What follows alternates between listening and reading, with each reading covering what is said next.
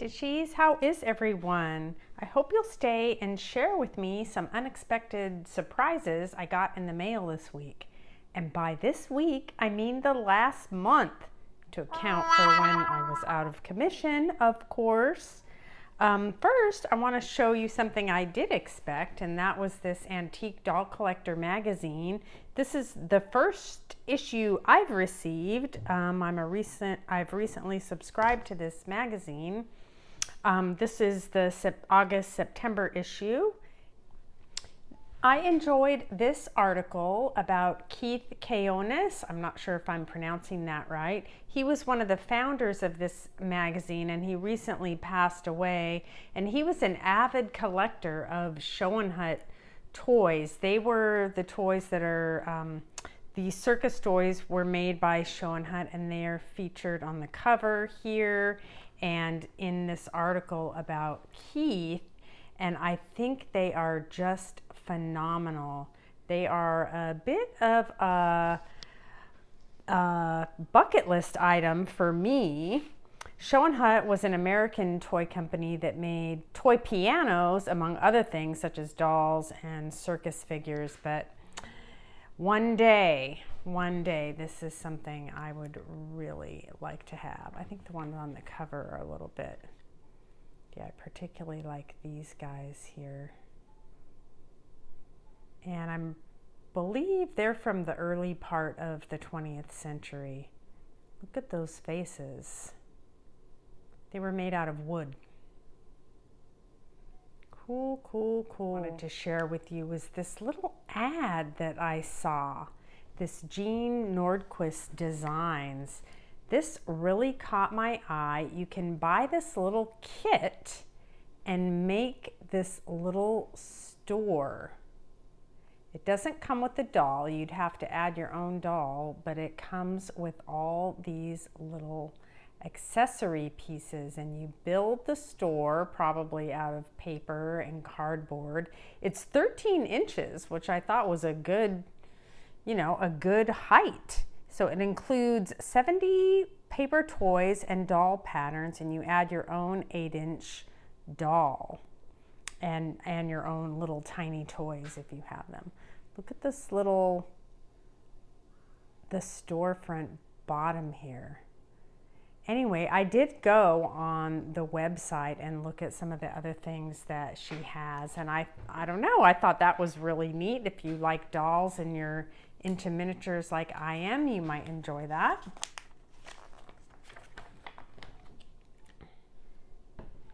This was a wonderful article about 18th century English wooden dolls. I think they're just fantastic. This one on the left here is an artist doll that the author purchased from a doll artist. Now, an artist doll is a doll made in the style of a type of antique doll. It's signed and dated by the artist, so it's not confused with an actual antique, but look how wonderful it is. So she talks about the doll and how it was made and how the antique dolls were made, and she purchases more than one doll from the artist. And I just thought it was a really great article to learn about, not only about antique English dolls, but about artist dolls and fashion. Another article about fashion that I really enjoyed was this article about how to dress your 1930s and 40s composition dolls. Talked about fabrics and styles that were used at the time, about companies like F&B and what their original outfits were and how you could recreate similar outfits. And you could even buy patterns to make for your dolls at the time. I love the prints of the 1930s, the little calicos and small prints. She talks also about trims, which is very important. And sometimes you can take a doll that you might find that just needs a little extra attention and add some trim or cut out stained parts and keep her dressed in style. A really great article by Nikki Burley about 19th century undergarments. And one of the ways that doll collectors learn how to dress their dolls authentically is to study the fashions of the times. And boy, was there some interesting fashion in the 19th century. And undergarments, well, let's just say I'm glad I'm a modern woman. These were from actual catalogs at the time. I wonder they were fainting all the time, wearing all those closed and cinched in waists, and they were probably pretty stuffy and hot and they couldn't breathe.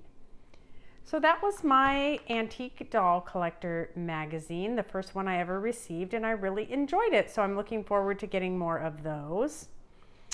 Then this little package came bouncing in my door in this little poly mailer, and it was kind of heavy, and I thought, I don't know what that is. Well, my friend Crystal, who lives in Indiana, we had been chatting online, which we do sometimes, and I found out that she collects bouncy balls. You know, the Super Ball kinds of balls. She collects large ones and small ones, and she has a giant bowl full of them.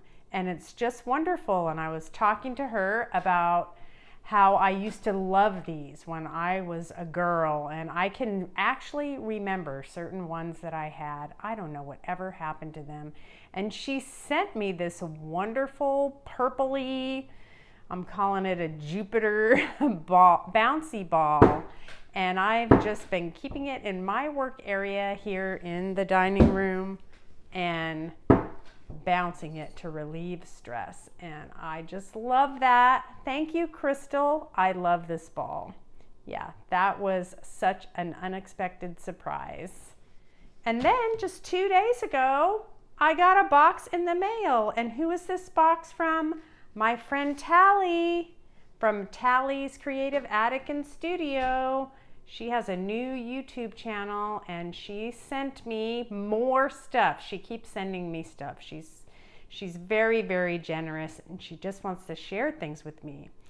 Hi Dot, you're a great cook and you don't need a kitchen witch, but here's one for fun. Enjoy your Halloween preparations. So the first thing I took out of this box was this cute little kitchen witch. I'll get this out of the way so you can see. Look how cute she is. I've never had a kitchen witch, and I can't wait to put her in my kitchen. So she's gonna go in there, and isn't she just darling? Yep, did you make her, Tali? Tali makes a lot of things. You really should check out her channel. She is an artist and makes so many colorful creations. She also collects dolls and dresses them, and she is so talented. So I started opening things.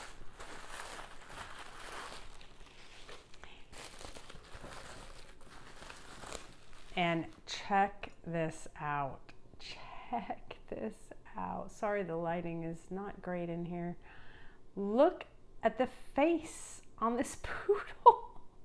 I just love it. She is in distress. I don't know if she's not wanting the bow tie, or she's not wanting the flowers, or she's not wanting any of it. I just don't know, but she is adorable. She's big too. This is a big one. Isn't that so adorable? So this is going to be a gift for someone I know. I kept opening cute thing after cute thing. Look at this precious girl. Look at her face. I think she's singing. I think she's singing. I love the parasol and how it matches her dress. I love her little Mary Jane shoes and her bloomers underneath. Isn't she just so sweet? Her soft blue blouse. And let's see, does she have a marking? She has a Japan sticker, A51. All of you figurine collectors will know. Is it Left In? Is it another company? I don't know, but I think she's just adorable. Here's the last thing that was in the box. I had to bring her in the kitchen because I just couldn't manage her there where I was. There wasn't enough room. She's so interesting. She's a little music box, and she's all in brown with brown detail on her dress. She reminds me of Snow White, but she's all beige. Isn't that cute? It says genuine porcelain made in Taiwan. I almost forgot to show you, Tali also sent me these cute little vintage style postcards. And I had already put them out in my decor and I forgot all about them. So thank you, Tali, and thank you, Crystal. Well, that's everything I have to show you. Thanks for stopping by. Have a great day. Ta.